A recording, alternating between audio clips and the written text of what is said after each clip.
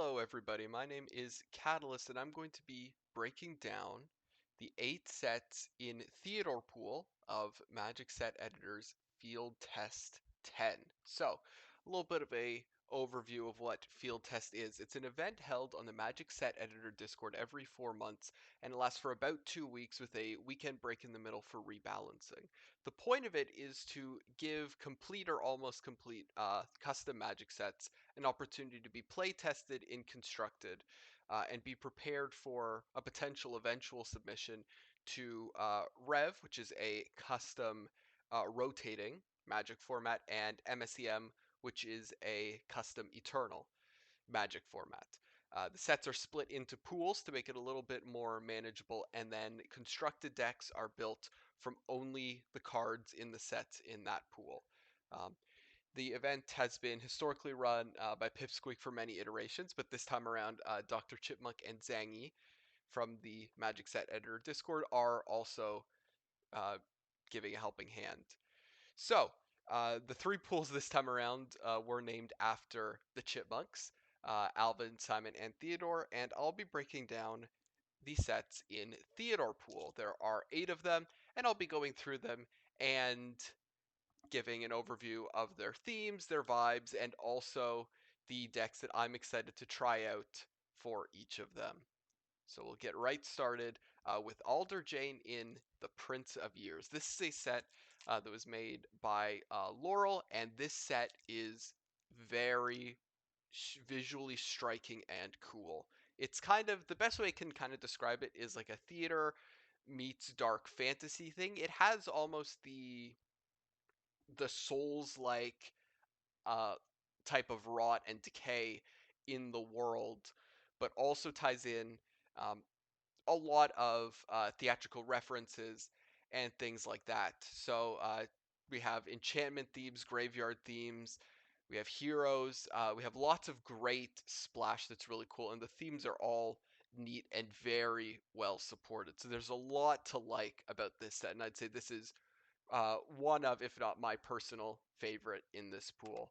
A couple things that I'm excited to try for this one. So the first card that really caught my attention going through was Desire's Bitter Sting here.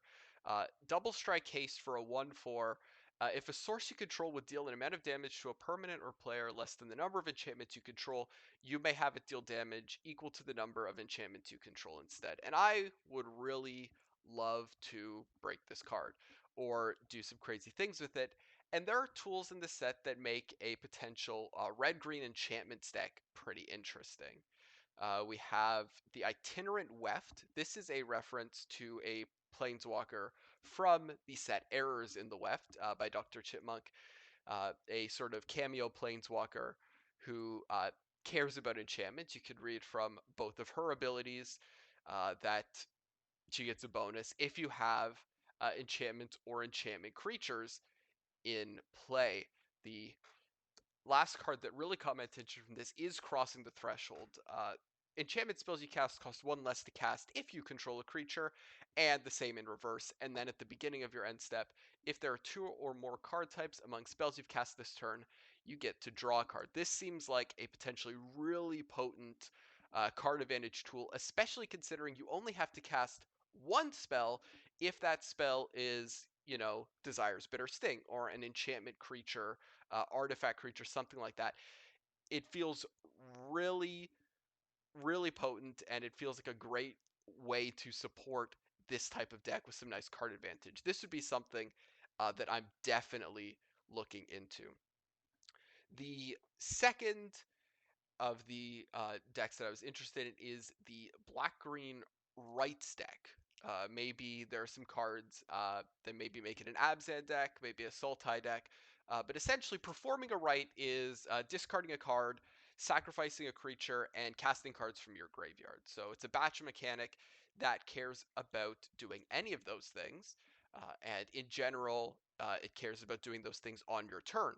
So in case your opponent duresses you, it doesn't turn that on. So you have to do it intentionally. Couple interesting tools here. Starting with Hollow Autumn, uh, the mythic Planeswalker. Static ability at the beginning of your end step, target opponent loses 2 life if you perform to right this turn. And then a couple of interesting abilities. Target player discards a card and creates a Wraith. And then the -2, you get to do some removal if you have sufficiently filled up your graveyard, which in this deck uh, seems very likely. There seem to be a lot of tools to do that, one of which is Tendergaunt. Now, this rewards you for performing any other rite, and then also puts a lot of fuel into your graveyard for subsequent graveyard manipulation or for disturb costs. This feels like it could be a really nice, efficient scaling threat. Then, lastly, a card that I just think is really neat. I don't know if it'll be good or not, but I think it's cool. Is Kill Your Darlings. Front face is pretty straightforward removal, but if you mill it or if you cast it and then later on, you can pay black and exile 20 other cards from your graveyard for a 10/10 flying ward, pay 10 life. That's really cool. I'd love to get into a spot where I put 20 cards in my bin and then I can disturb out a conscience because I think that's awesome. And if I can make it work, I am going to do everything in my power to jam that in every possible situation. So I will be looking to do that as much as possible. Very cool set. Very excited for this one. Next up in the list is a Universes Beyond set, I guess you could say. It's Bloodborne. I've actually never played Bloodborne, but I know it's probably the most cosmic horror of the Souls games. The aesthetic that's created is really cohesive, and from this set, I've gotten a lot of the vibes of what Bloodborne's like, even though, as I said, I've never played. This set is by Canterbury Egg. Egg produces a lot of great sets, and I don't think this one is any exception. A lot of really cool stuff going on here, and a lot of very flavorful mechanics. We have Spread the Scourge here, create a 2/2 green beast, or sacrifice a non-beast creature to create a 3/3 beast token copy of it.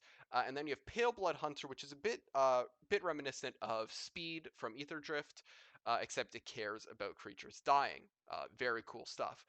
Uh, so, a lot to be excited about here. I've narrowed it down to two things that look interesting to try. Um, the first is this Mardu Hunt pile. There are a lot of really interesting tools here that I'd love to make work. A little bit of a Kratz thing going on. Maybe have some removal because with Pale Blood Hunter, it cares about any creature dying, not just your own. A couple interesting tools. Valor, Master of the League.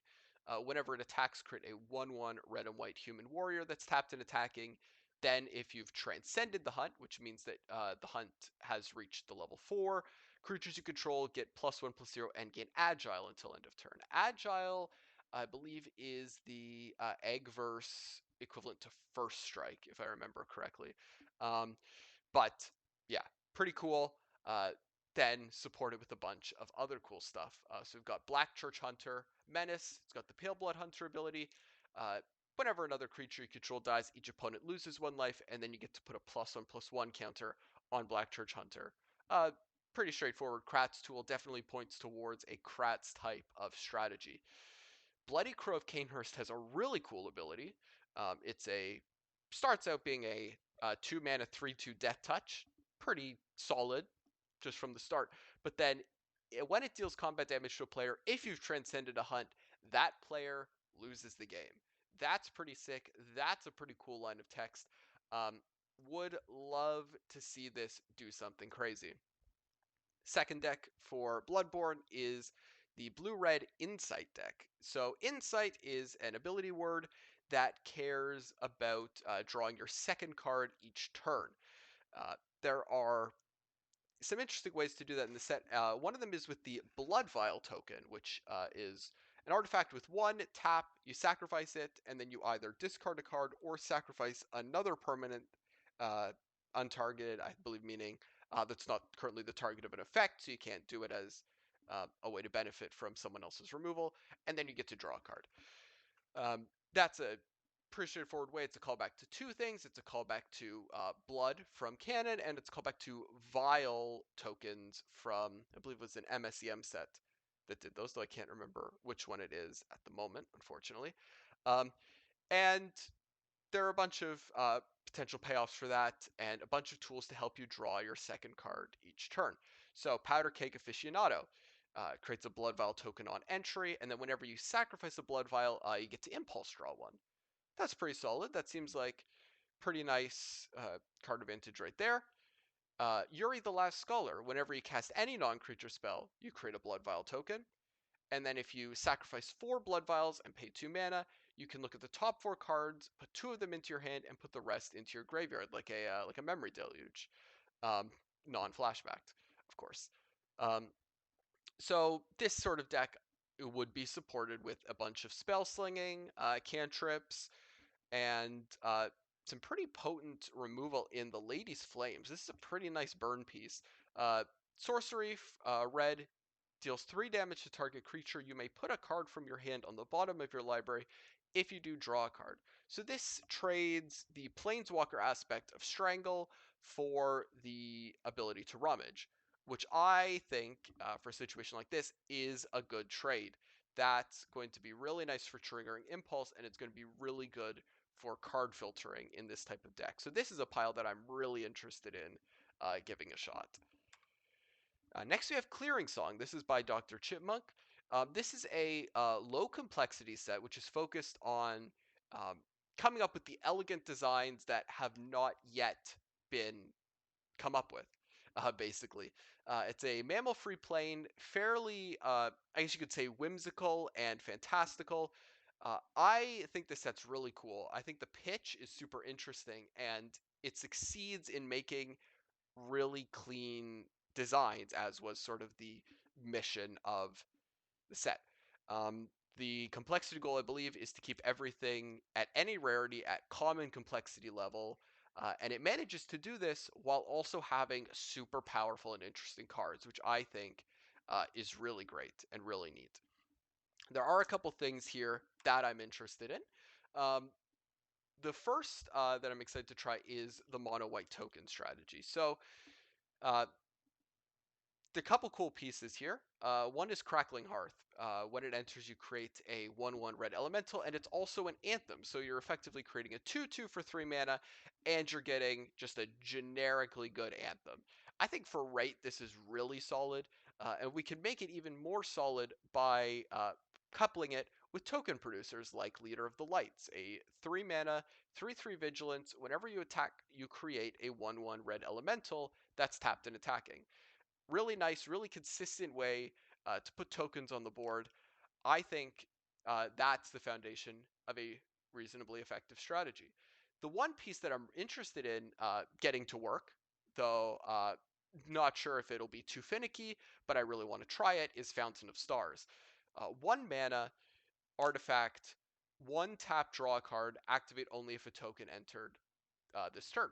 So um, that'll be ideally a card per turn if we have the extra mana to spare for it, which is a really, really good rate for a 1 mana artifact. The question is, will it be too awkward with curves and things like that? But maybe there's a strategy that stays pretty low to the ground, can generate tokens repeatedly, and then you end up getting the continuous card advantage from the fountain without worrying too much about that 1 mana. Either way, really cool tools here that I'd really love to give a shot. Next up is Mono Green Stompy. This is a little bit of a more abstract strategy, a lot of stuff that can go on with this, but there are a couple key tools here that I really want to try and kind of got grouped into this one um, archetype, so to speak. The first one is Blade of the Elders. So this is just, it's got the Curiosity ability, actually better than Curiosity since it only triggers on attack, not just on combat damage, and gives +1/+1 and gives Ward 2. So really nice protective tool. The really interesting thing here is the first equip ability. For 1 mana, you can equip this artifact to a creature with trample, as opposed to the 3 mana you'd have to pay normally. So I immediately am looking at ways to generate trample in the set or trample threats. And one interesting one is Leafcutter Disciple. Creatures you control with +1/+1 counters on them have trample, and then it has the Bristly Bill ability. Whenever a land you control enters, put a +1/+1 counter on target creature. So that'll just continuously provide counters throughout the game as you're playing. Nice rate for that landfall trigger to exist at. You put that on, and then you stick a Blade of the Elders, and now you're getting really nice card advantage. You're getting protection on your most important tool. I feel like there are some really good things there. The last one is Grandpa Garoom. Uh, Trample, you may play land cards you own from outside the game. You may play an additional land each turn. This is getting a little bit into landfall stompy, but I do think these effects are really cool and really good for consistently hitting land drops and consistently proccing that Disciple ability. And it natively has Trample, so you can protect this with Blade of the Elders, give it Ward 2, swing in with it, draw cards, keep hitting your land drops. Really, really solid stuff to be had there. I'm excited about this. Moving on from Clearing Song, we're going to Haishan Warring Kingdoms by Plaster Girl. This is themed on, I believe, Chinese mythology. It's got a lot of go wide and combat focuses, lots of tokens, lots of things that care about attacking, very cohesive in its mechanics in that way. The one interesting thing about this is it's got a very striking art style. It manages to um, really cohesively present a lot of action in the art within the set, and it manages to do it without anything that really feels like an outlier, which is a very commendable thing if you have ever tried to art a set. This is a very, very solid one, and there are a couple cool things here worth giving a look to. The first one is a bit unusual, but it's Jeskai activated abilities. There are a couple interesting tools here. The first one is I'm gonna mess up pronunciation. I think this is like Sean Ascendancy. Whenever a creature you control deals combat damage to a player or battle, you may activate an ability of that creature without paying its cost, including tap, and then creatures you control have one Jeskai tap draw card. So pretty solid floor there. If you can get in for some damage, it basically gives curiosity to things. But there are some pretty powerful other activated abilities that exist, not just within, I mean, not just within the set, but in the context of the broader field test. But specifically in the set, there is Feimang 10 Plumed Fan. Uh, Jeskai for a 1/3. When it enters or attacks, you create a 1/1 colorless Drake with flying. And then if you are attacking, uh, the Drake enters attacking. The interesting thing here is the Mandate ability, which normally is 5 and Jeskai tap. You may cast the spell you want from outside the game without paying its costs. Now, normally, Mandate, you activate it as a sorcery, and it costs 1 less for each creature that attacked this turn. So obviously incentivized to go wide, incentivized to attack, swing in for damage. Um, but if you could get in with this, there is obviously the ascendancy side of it, which is that you get to do this for free, which would be really, really cool and sick. Probably a little bit of a pipe dream more than anything else, since this is obviously a 1/3 for 3. But if you can make it work, it would be pretty cool. Last here is Clash of Conscience. This just seems like a very solid rate for removal to exist at, since for Izzet, you can copy it if you cast another spell or activated a non-mana ability this turn, and it's Clash of Conscience deals 2 damage to any target, and you get to Surveil 2. Like, that's just a very, very good rate for removal to exist at, especially with Ascendancy. You're hitting potentially free activated abilities, so you don't even have to invest other mana into this stuff. That feels really, really strong, and this deck feels like it's got some potentially potent tools that would be really interesting to play around with. The second one's another interesting one. It's Mardu 1/1s. Now, I specify 1/1s, and you'll see why as I go through the cards, as opposed to just tokens. But first, we have Yin Ascendancy, another part of the Ascendancy cycle. Creatures you control have haste. Whenever a creature you control with base power and toughness 1/1 attacks, it gains Death Touch, Lifelink, and Indestructible until end of turn. So a way to get in for some nice consistent damage with your small things. Now, this ties in very, very nicely to a mechanic in the set called Junling. If you cast a spell for its Junling cost, it enters as a 1/1, and then whenever it deals combat damage to a player or battle, you reset its power and toughness. So next up, I do have Blizzard Swift Captain, and I don't have it for its normal rate as a 4 mana 3/2 plus 1/1. I have it for this Junling ability because that's just a nice, solid raise the alarm. You know, two bodies for 2 mana, two 1/1s for 2. That's just a nice, solid rate, and it plays into a lot of the 1/1 stuff that exists. There are also some other pieces that create 1/1s. One interesting one is Elder of Broken Tablets. Whenever an opponent casts a non-creature spell, you get to make a 1/1 spirit. And whenever you cast a creature spell, you may pay 2 mana and sacrifice a spirit. And when you do, you get to copy that creature spell. So that just feels, again, like really good value, a really nice, potentially sideboard tool if your opponent's playing a lot of non-creatures, to generate a board presence and then to get some nice, powerful creatures uh, on the other side when you cast a creature spell. Because I believe if you copy, and I would need a rules lawyer to check on this. I believe if you copy a spell that you cast for its Jundling cost, actually, I don't know. I was going to say, does that then create the full size version of it? I don't know. But that would be something that I'd need to ping a judge about. But either way, this is really, really neat. And I think there are a lot of cool tools here that make this a strategy worth exploring. This set overall, really, really cool, really awesome visuals, lots of cool things to try and play around with. Next up, we have Kitsuo the Last Bloom by Provocative. This is a companion set to a set in the Revolution custom rotating format called Kitsuo Dusk of Time. Uh, Not sure actually if it's a sequel or a prequel. I don't know the lore side of it, but that's why I wrote companion set. It's set in the same world, same themes, multicolor set with Japanese styling. Um, the mechanics and the theming here are fantastic, and it's a really polished continuation of Kitsuo Dusk of Time, which was an awesome, awesome set uh, when it got submitted and still is now. Lots of cool stuff here. I mean, just going through the mechanics, dualism's really cool. As you cast this, you may tap 3 untapped creatures you control to reduce the spell's cost by 3 or to copy it. Obviously, Sneak from Cannon. In Spirit, for a cost, you could put a +1/+1 counter on this and up to one other creature. That creature gains the following abilities until end of turn, and activate only as a sorcery and only once. And then we have Time Loop, a return from Kitsuo Dusk of Time, where we basically get to continuously uh, do a saga. When the saga ends, it goes back to the beginning and never gets sacrificed. Really nice, really cool set. This is one I'm really, really excited for. Couple things that I'm excited to try here. I had to distill it down to only a couple things because there's a lot of cool stuff here.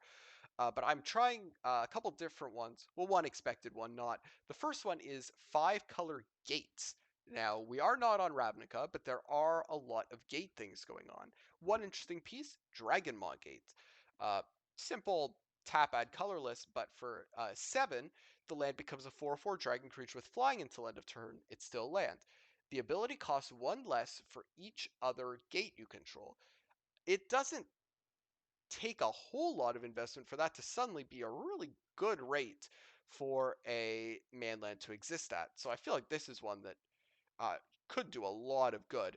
So the supporting cards around the gate strategy are also quite interesting. Warden of Kaibyo. When this creature enters, you get to search for a gate card, put it into your hand. So you're going to hit your gate land drops. And then as a tap ability, target gate you control becomes an XX spirit creature with haste until end of turn, where X is the number of gates you control. So this is another way to animate your land base and get in for a lot of damage, even if you're not hitting say, a supporting cast of creatures. One other really nice tool, Ryuten Maru Imperial Skyship. I obviously hesitate to put vehicles into decks because vehicles have innate problems, but the rate on this, even aside from existing as a potential vehicle, is really, really nice.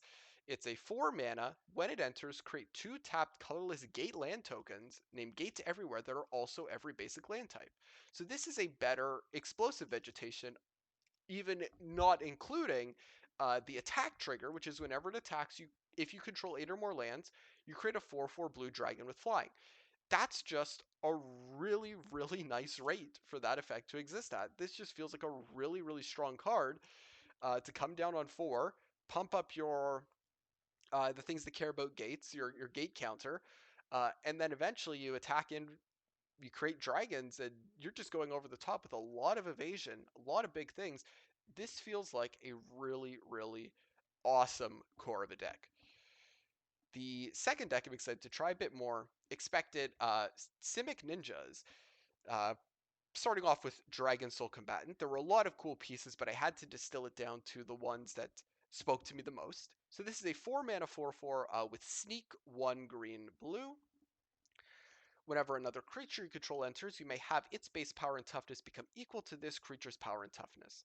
So what that means is if you're sneaking in something that's maybe like a small thing that you're sneaking in for a combat damage draw a card type trigger or something like that, it's suddenly hitting for a lot more. Maybe it was a 1/1 before, now it's hitting for 4.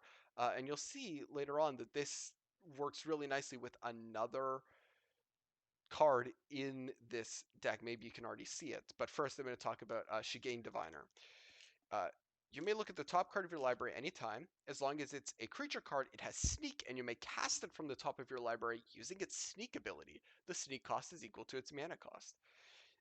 This just feels like really nice card advantage. If you have backbone of simple evasive creatures to work with, you can pretty reliably draw creature cards from the top and put them directly into play. That feels really good on a 1 mana 1/2. This is one that I'd be really, really excited to try out in this deck. Then the third card, this is the one that I promised, Subasa's Technique. This is cool. Uh, you can create X tapped uh, 2/1 blue ninja creature tokens for X green green, but it also has Sneak for 1 green. If the sneak cost was paid, X is the returned creature's mana value, and those tokens enter tapped and attacking. So there are kind of two modes to this. The first mode is that you create, just for X green green, you can make X 2/1s. That's just a reasonably solid rate, even in like the quote unquote fair case. But then if you could bounce something with a high mana value, like let's say you're bouncing uh, a 4 mana creature or something at the top of the curve like that, um, you bounce that, you're creating 2/1 blue ninjas for 1 and a green. All you have to do is then bounce the big creature. But if you can do that with a Dragon Soul Combatant in place, suddenly you're hitting with 4/4s, basically doubling the damage. This could kill people reasonably quickly if they're not expecting it. Especially if you return anything of like a moderate mana value, you're suddenly hitting for a ton of damage out of nowhere in combat. That feels really potent, and this pile as a whole feels really, really nice. This set's awesome. I'm excited for this one. Next up, we have Midnight Omens of that word. I don't know. I'll say Zagoa. I'll assume the X is pronounced like a Z. We've got the best way I could describe the vibes of the set. It's kind of a tumble horror. It's got some Wiccan themes. It's got some cosmic horror stuff. It's a really neat spin because it really does a good job of selling the autumn harvest time aesthetic on top of that as well. Easy to remember and a really nice spin on that kind of distinguishes it. There are a lot of cosmic horror sets, but they all need a certain spin to sell it as sell them as their own thing. This is nice because it's got a lot of good ways to play big things, play things that impact the board in a big way. A couple of them, obviously, see we have the Nocturnal mechanic, which is just a way to play big creatures earlier if they're tapped with the stun counter on them as they enter. You have Reap, which is big ability, but if a creature dies, it costs 0 mana instead. So a nice way to get big effects for more consistently. And then obviously we have Equinox as well, which is kind of like Paradigm or Epic from Canon Magic, except it only happens one additional time, which solves a lot of the problems that exist with Paradigm, which is awesome. Lots of neat stuff here. Lots of neat stuff just vibes wise to sort of peruse through. There are a couple things in particular that I'd like to try out. The first one is White Blue Flash. A couple powerful tempo tools here, such as Melancholy for 3 blue or for 3 blues for the Nocturnal cost. You can return target spell or non-land permanent you don't control to its owner's hand. Really good rate on that. Really nice looking tempo threat. This would be something that I can see doing a lot of work. And then there are a lot of flash tools around that, a lot of which have flying as well. So there's a flying sub theme going on with cards like Disruptor Strix. Uh, 1 blue white, flash flying. When it enters, counter up to 1 target non-creature spell unless its controller pays 1 for each creature you control with flying. So we built up a lot of these flying tempo threats like Curious Hauntling, flash flying when it enters, tap target creature you don't control, and you can pretty consistently disrupt the things your opponent's doing and get in with some nice evasive threats. That feels like a really solid core of a potential deck and something I'd be interested in trying out. Then there's also Blue Red Storm, kind of a classic thing. Less storm as it is mild rainfall because it's the theme within the set is caring about casting 2 or more spells. Although there are a couple cards that care more broadly about casting any number of spells. One of them is Prasa, which has a neat effect. 3 mana 2/2 with flying. It's got pumped up fire breathing, where it gets +1/+0 for each spell you've cast this turn. When its power becomes 12 this way, you may exile the top half of your library rounded down, and you may play those cards this turn. If you're preparing to storm off on a turn, this is an awesome, awesome card, and I would love to see this work. I have my doubts that you can consistently get to 12 and still have mana to cast things off the top, but I really, really want to give it a shot because I think that effect is super duper cool. We have a Planeswalker. We have Adler Midnight Architect. Couple cool effects on here. Up to 1 target creature you control gets +2/+0 and can't be blocked this turn. At the beginning of your end step, return it to its owner's hand. Nice way to get in for some damage. And allow you to cast more spells on subsequent turns. -2, discard your hand to draw X cards, where X is the number of spells you've cast this turn. Nice way to play out your hand and then refuel. And then the nice thing is the -6. You get an emblem with you may cast spells with mana value 3 or less without paying their mana costs. If you can get to that point, then Process ability becomes a lot more enticing because now you're not worried about investing the mana into the fire breathing instead of into the spells you want to cast off the top. If you can get to that point, that ability becomes really, really awesome and probably just wins you the game on the spot with the amount of things you could do with it. Lastly, I have Visions of Devastation. For X blue red, discard your hand and draw X cards. When you do, you may cast the spell with mana value X or less from your hand without paying its mana cost. This is really nice.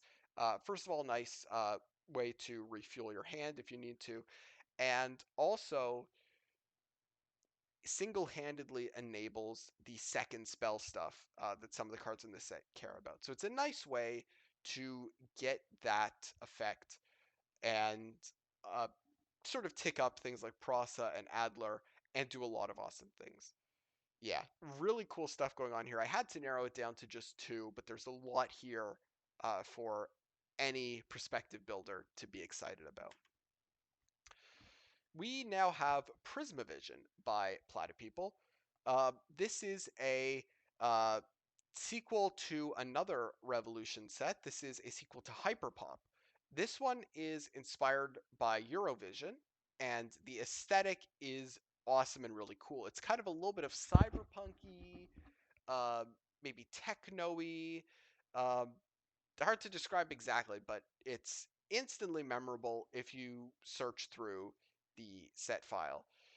It's got really cool mechanical tie-ins, lots of flavorful stuff like build hype, choreography, taking the stage. But my favorite mechanic in the set and my favorite custom mechanic ever is back, and that is Prismana. This was present in Hyperpop. It's present again. The way it works is that you have to spend some other color of mana for each one.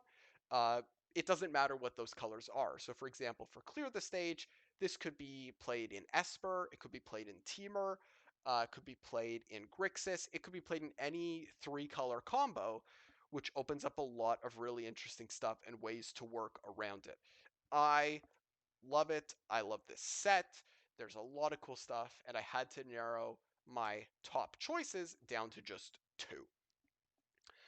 So the first one of those is Jeskai Legends. You could probably build Legends as a 5-color, but I was looking at some Jeskai cards for it in this case. The first one of these is Esri Star Making Producer.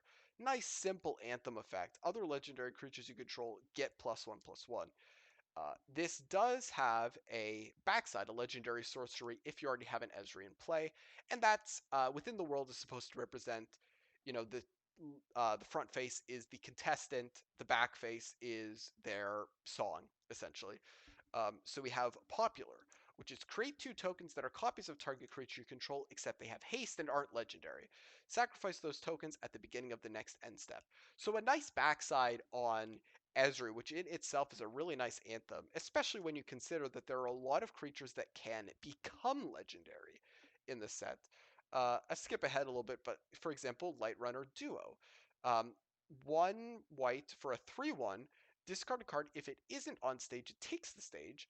On-stage creatures are legendary, get +1/+1, and must be blocked before off-stage creatures if able. So if you just discard a card, this becomes a 4/2. But when it takes its stage, it also gains lifelink and indestructible until end of turn. So a bit of a nice protection thing built in there, along with the lifelink side. So you can pretty easily replenish your life total if you need to, and that's becoming a 5/3 if you have an Ezra in play. This just feels Light Runner Duo just feels like a really, really good rate for this to exist at. So feel the need to jam it in, of course, but there are a bunch of other creatures that take the stage as well that probably could exist in this type of spot. We also have cross promotion, which is when it enters, you get to build hype. Create a tap 3/2 red fan creature token and put a stun counter on it. But whenever you cast a legendary spell, you may return the enchantment to its owner's hand. So you get to continuously do this and potentially build up a really nice board, assuming that you're casting a lot of legendary spells. This pile kind of has a couple different ways it could go. You could lean more into the natively legendary creatures with cross promotion, or you can lean into stage stuff like Light Runner Duo. But either way, there are a bunch of cool tools that you could leverage at your disposal to do really nice things. The second of these decks I want to try is the 5-color ramp deck. So this is centered in green, but there is a lot of support for Wooburg centered in green. First of those is Joyride Offroader. Uh, 4 mana, 5/4 vehicle with trample. When it attacks, add Wooburg. Until end of turn, you don't lose this mana as steps and phases end. And it's got Crew 2. That just feels like a really, really nice ramp tool. Obviously, you have to crew it, but Crew 2 is not a ton, and that's a really, really potent ability if you can manage to find a way to spend it. One interesting tool for sinking mana into, is particularly Wooburg mana, is Kaleidoscamp.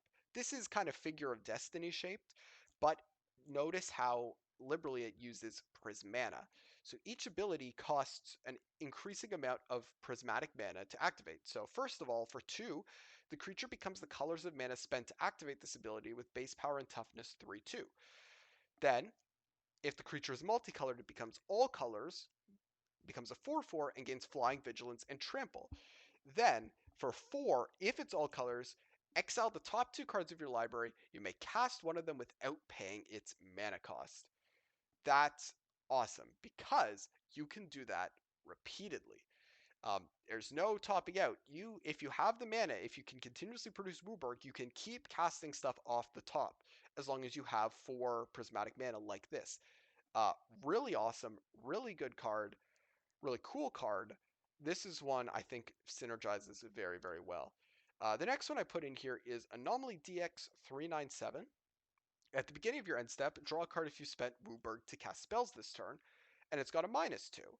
Until end of turn, creatures you control can tap for 1 mana of any color. Really nice if you need another way to do prismatic mana stuff for Kaleidoscam, for example.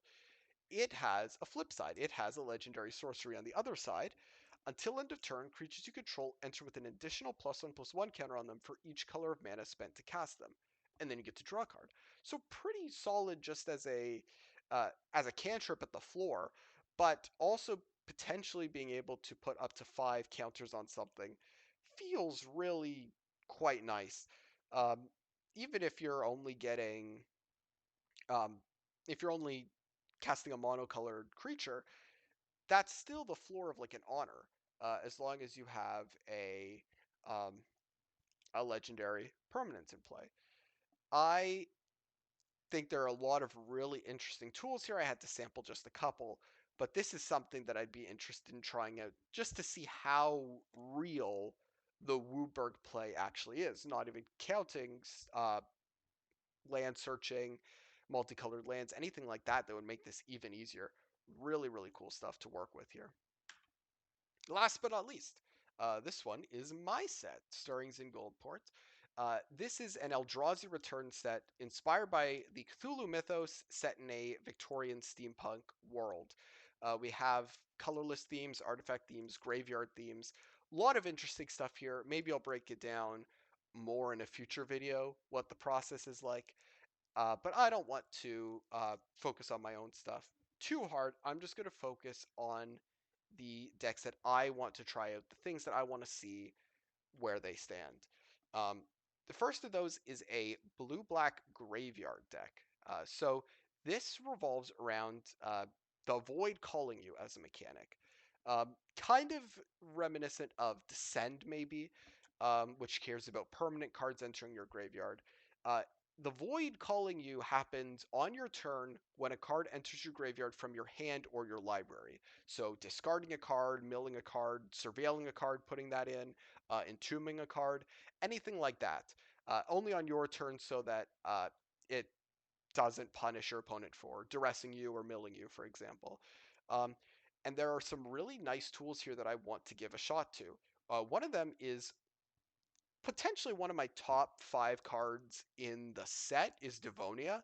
Um, when it enters, mill 2 cards. Once each turn when the Void calls you, you may exile target instant or sorcery card from your graveyard and cast a copy of it. Um, this is Snapcaster shape where it trades off the flash for the repetition, the ability to do it as many times as you can trigger, uh, as you can get the Void to call. Uh, I love this card a lot. I really want to try it in this type of shell. Another one that I didn't get a good sufficient chance to try last field test is Essence Ripper. Uh, 3 mana for a 2/4. When it enters, exile the top 2 cards of each player's library face down. You can look at them while they're exiled. And then for a black mana, then discard a card. Until end of turn, you may play target card exiled with this creature, and you may spend mana of any type to cast spells this way. uh, Kind of builds up the extra hand thing. You get to steal from your opponent's deck, from the top of your opponent's library a little bit. This is pretty cool. Uh, I really want to give this a proper shot because it's a pretty consistent way to enable things like Devonia. The last of these that I want to try is Greytide Spectre. Now, this is an Eldrazi that got completely redesigned in since the past field test, so I want to put it through. Is kind of doing like a grave looting thing. When you cast this spell, return any number of non-land cards from your graveyard to your hand, then discard that many cards. So this is a way to get back stuff maybe that you milled or that you discarded earlier, and trigger the Void at the same time. And it's also a 5 mana 4/4 with flying, which is not maybe not terrible on top of that trigger. Really interesting stuff going there. I had to distill it down to just a couple things, a couple of my favorites, but there's a lot that I want to give a shot to. Last card is Simic Clues, or last deck rather, is Simic Clues. Lots of nice pieces here that I've put in. wouldn't be a Lovecrafty mystery detective set without the presence of clues. Um, the first one of these is Fade. This is a card that exists in the Eternal format, MSEM. Return target unland permanent to its owner's hand, and then investigate. Um, this set's not being submitted to MSEM. It's being submitted to Revolution, which is a slightly lower power level. So, bit of a question of whether this will be too much to exist there, but really, really effective way to enable uh, your clue strategies with some nice tempo. We then have Gloamvale trackers. This is a cool design that Laurel helped me with. Uh, 4 mana, 4/5 trample. Whenever you cast your first creature spell each turn, you can investigate. At the beginning of combat on your turn until end of turn, clues you control become 3/3 artifact creatures with trample, and uh, when they deal combat damage, sacrifice them and then draw a card. Really nice combination of consistent clue value as well as damage and card advantage, which is really nice combo. I think this could do a lot of work if it's supported with a sufficient density of clues. Um, Lastly, we have another interesting piece which also got changed up a little bit, which was Stelver, the Eyes and Ears. Uh, 5 mana 4/4 flash. When it enters, return up to one target creature each player controls to its owner's hand and then investigate. Whenever you sacrifice a clue, until end of turn, you may cast creature spells as though they had flash. So this plays a little bit more into the normal use of clues, which is you basically hold up potentially a spell like Fade or Counter Magic, and then if they don't do anything, then you crack the clue later on and you draw a card during your opponent's turn. With this, it follows the native pattern of what you want to do with clues, but you then also get to cast your creature spells early if you have enough mana open, and is really nice in that regard to more favorably fit into the clue deck's game plan. So lots of cool stuff there. I don't want to go too much into it, but a lot of stuff I want to try out. These are just the first two that came to mind. So, if you're watching this and you're not a member of the community, but some of these sets sounded interesting to you, and you're wondering how you can participate on your own, you can join the Magic Set Editor Discord. There will be a link in the description to this and to the Custom Magic Discord. And the Magic Set Editor Discord is where it's hosted. It has all the information about how to set up the environment on Cockatrice to play. It would also have information in the future for the next field test, for example, on how to submit if you maybe have a custom set that you want to put through constructed playtesting. You have that option available to you as well. Uh, all you have to do is sign up for a future one. And all the information to do that will be on the Discord. If maybe you're interested in custom set design, you've never designed a custom set before, but maybe you weren't aware of the custom Magic community in this way, that such custom sets exist, custom formats exist, and you want help or you want more exposure to the formats themselves, you can join the custom Magic and or Magic Set Editor Discords, and all the relevant information will be there to help you out. Well, this was my review of the Theodore pool for Field Test 10. Lots of interesting stuff I'll be posting, match reports, decks, all kinds of cool stuff for the week. Um, and I will see you guys then. All right. Take care, everyone.